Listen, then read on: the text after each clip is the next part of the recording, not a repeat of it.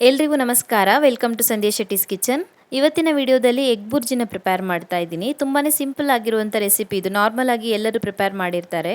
ದೋಸೆಗೆ, ಚಪಾತಿಗೆ ಹಾಗೆಯೇ ರೈಸ್ ಜೊತೆಗೆಲ್ಲ ತುಂಬಾ ಚೆನ್ನಾಗಿರುತ್ತೆ ತಿನ್ನೋದಕ್ಕೆ. ಇವತ್ತಿನ ವಿಡಿಯೋದಲ್ಲಿ ಪರ್ಫೆಕ್ಟ್ ಹದದಲ್ಲಿ ಹಾಗೆಯೇ ತುಂಬಾ ಟೇಸ್ಟಿಯಾಗಿ ಎಗ್ ಬುರ್ಜಿನ ಹೇಗೆ ಪ್ರಿಪೇರ್ ಮಾಡೋದು ಅಂತ ನೋಡೋಣ. ಎಗ್ ಬುರ್ಜಿ ಮಾಡೋದಕ್ಕೆ ನಾನಿಲ್ಲಿ 4 ಮೊಟ್ಟೆಗಳನ್ನು ತೊಗೊಂಡಿದ್ದೀನಿ. 4 ಮೊಟ್ಟೆಗಳನ್ನು ಯೂಸ್ ಮಾಡಿಬಿಟ್ಟು ಎಗ್ ಬುರ್ಜಿನ ಪ್ರಿಪೇರ್ ಮಾಡ್ತಾ ಇದ್ದೀನಿ. ಮೊದಲಿಗೆ ಒಂದು ಬಾಣಲಿನ ಕಾಯಿಸ್ಬಿಟ್ಟು ಅದಕ್ಕೆ 5ರಿಂದ 6 ಚಮಚ ಆಗುವಷ್ಟು ಎಣ್ಣೆನ ಸೇರಿಸ್ಕೊಳ್ಬೇಕು. ನಾನು ತೆಂಗಿನ ಎಣ್ಣೆ ಯೂಸ್ ಮಾಡ್ತಾ ಇದ್ದೀನಿ. ನೀವು ಬೇರೆ ಯಾವುದೇ ಕುಕ್ಕಿಂಗ್ ಆಯಿಲ್ ಆದ್ರೂ ಪರವಾಗಿಲ್ಲ. ಎಣ್ಣೆ ಕಾದ ನಂತರ ಅದಕ್ಕೆ 1/4 ಚಮಚ ಆಗುವಷ್ಟು ಸಾಸಿವೆ ಹಾಗೆಯೇ 1/4 ಚಮಚ ಆಗುವಷ್ಟು ಜೀರಿಗೆನ ಸೇರಿಸ್ಕೊಳ್ಳಿ. ಹಾಗೆಯೇ ಒಂದು ಸ್ವಲ್ಪ ಕರಿಬೇವಿನ ಎಲೆಗಳನ್ನು ಸೇರಿಸ್ಕೊಳ್ಳಿ. 4 ಕಟ್ ಮಾಡಿರುವಂಥ ಹಸಿಮೆಣಸಿನಕಾಯಿನ ಸೇರಿಸ್ಕೊಳ್ತಾ ಇದ್ದೀನಿ. ಕಡಿಮೆ ಖಾರ ಇರುವಂಥ 4 ಹಸಿಮೆಣಸಿನಕಾಯಿನ ಕಟ್ ಮಾಡಿಬಿಟ್ಟು ಸೇರಿಸ್ಕೊಂಡಿದ್ದೀನಿ. ಖಾರ ಜಾಸ್ತಿ ಇರೋದಾದರೆ 2 ಸೇರಿಸಿದ್ರೆ ಸಾಕಾಗುತ್ತೆ. ಹಸಿಮೆಣಸಿನಕಾಯಿ ಫ್ರೈ ಆದ ನಂತರ ಇದಕ್ಕೆ 2 ಚೆನ್ನಾಗಿ ಹೆಚ್ಚಿರುವಂಥ ಈರುಳ್ಳಿನ ಸೇರಿಸ್ಬಿಟ್ಟು ಚೆನ್ನಾಗಿ ಫ್ರೈ ಮಾಡ್ಕೊಳ್ಬೇಕು. ಈರುಳ್ಳಿ ಚೆನ್ನಾಗಿ ಸಾಫ್ಟ್ ಆಗೋವರೆಗೂ ಓಪನಲ್ಲಿ ಇಟ್ಬಿಟ್ಟೆ ಫ್ರೈ ಮಾಡ್ಕೊಳ್ಳಿ.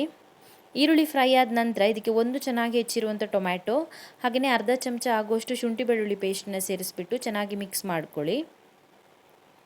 ಚೆನ್ನಾಗಿ ಮಿಕ್ಸ್ ಮಾಡ್ಕೊಂಡ ನಂತರ ಮುಚ್ಚಳನ ಮುಚ್ಚಿಬಿಟ್ಟು ಬೇಯಿಸ್ಕೊಳ್ಬೇಕು. ಟೊಮ್ಯಾಟೊ ಚೆನ್ನಾಗಿ ಸಾಫ್ಟ್ ಆಗಬೇಕು.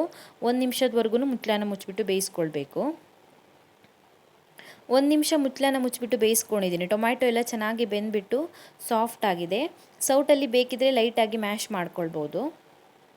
ಇವಾಗ ಇದಕ್ಕೆ ಉಪ್ಪು ಮತ್ತು ಮಸಾಲೆ ಐಟಮ್ಸ್ನ ಸೇರಿಸ್ಕೊಳ್ಳೋಣ. ಮೊದಲಿಗೆ ರುಚಿಗೆ ತಕ್ಕಷ್ಟು ಉಪ್ಪನ್ನು ಸೇರಿಸ್ಕೊಳ್ಳಿ. 4 ಮೊಟ್ಟೆಗೆ ಎಷ್ಟು ಉಪ್ಪು ಬೇಕಾಗುತ್ತೋ ಅಷ್ಟು ಉಪ್ಪನ್ನು ಸೇರಿಸ್ಕೊಳ್ಳಿ.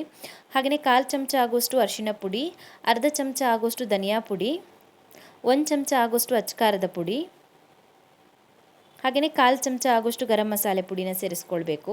ಖಾರ ಜಾಸ್ತಿ ತಿನ್ನೋರು ಸ್ವಲ್ಪ ಅಚ್ಚಕಾರದ ಪುಡಿನ ಜಾಸ್ತಿ ಸೇರಿಸ್ಕೊಳ್ಬೋದು. ನಾನು ಮೀಡಿಯಮ್ ಖಾರದಲ್ಲಿ ಮಾಡ್ತಾ ಇದ್ದೀನಿ. ಚೆನ್ನಾಗಿ ಮಿಕ್ಸ್ ಮಾಡ್ಕೊಳ್ಳಿ. ಮಸಾಲೆನ ಇವಾಗ ಓಪನಲ್ಲಿ ಇಟ್ಬಿಟ್ಟೆ ಫ್ರೈ ಮಾಡ್ಕೊಳ್ಬೇಕು. ಓಪನಲ್ಲಿ ಇಟ್ಬಿಟ್ಟು ಎಣ್ಣೆಯಲ್ಲಿ 2 ನಿಮಿಷದವರೆಗೂ ಚೆನ್ನಾಗಿ ಫ್ರೈ ಮಾಡ್ಕೊಳ್ಬೇಕು ಮಸಾಲೆನ ಒಂದು 2 ನಿಮಿಷದವರೆಗೂ ಚೆನ್ನಾಗಿ ಫ್ರೈ ಮಾಡ್ಕೊಂಡಿದ್ದೀನಿ. ಮಸಾಲೆ ಚೆನ್ನಾಗಿ ಬೆಂದಿದೆ. ಇವಾಗ ಇದಕ್ಕೆ ಮೊಟ್ಟೆಗಳನ್ನು ಒಡೆದ್ಬಿಟ್ಟು ಸೇರಿಸ್ಕೊಳ್ಳೋಣ. 4 ಮೊಟ್ಟೆಗಳನ್ನು ಒಡೆದ್ಬಿಟ್ಟು ಸೇರಿಸ್ಕೊಳ್ಳಿ. ಮೊಟ್ಟೆ ಒಡೆದು ಸೇರಿಸಿದ ನಂತರ ಒಂದು 30 ಸೆಕೆಂಡ್ಸ್ ಹಾಗೇ ಬಿಡಬೇಕು. ನಂತರ ಸೌಟಲ್ಲಿ ಚೆನ್ನಾಗಿ ಮಿಕ್ಸ್ ಮಾಡ್ಕೊಳ್ಬೇಕು. ಸ್ವಲ್ಪ ಹೊತ್ತು ಬಿಟ್ಬಿಟ್ಟು ಮಿಕ್ಸ್ ಮಾಡಬೇಕು. ಒಂದೇ ಸಲಕ್ಕೆ ಕಂಟಿನ್ಯೂಸ್ ಆಗಿ ಮಿಕ್ಸ್ ಮಾಡಿದ್ರೆ ಮೊಟ್ಟೆ ಪೀಸಸ್ಸು ತುಂಬಾ ಚಿಕ್ಕದಾಗಿಬಿಡುತ್ತೆ. ಹಾಗಾಗಿ ಒಂದು ಸ್ವಲ್ಪ ಹೊತ್ತು ಬಿಟ್ಬಿಟ್ಟು ಮಿಕ್ಸ್ ಮಾಡ್ಕೊಳ್ಬೇಕು. ಸ್ವಲ್ಪ ಬೇಯ್ತಿದ್ದ ಹಾಗೆಯೇ ಸ್ವಲ್ಪ ಹೊತ್ತು ಬಿಟ್ಟು ಮಿಕ್ಸ್ ಮಾಡ್ಕೊಳ್ಬೇಕು.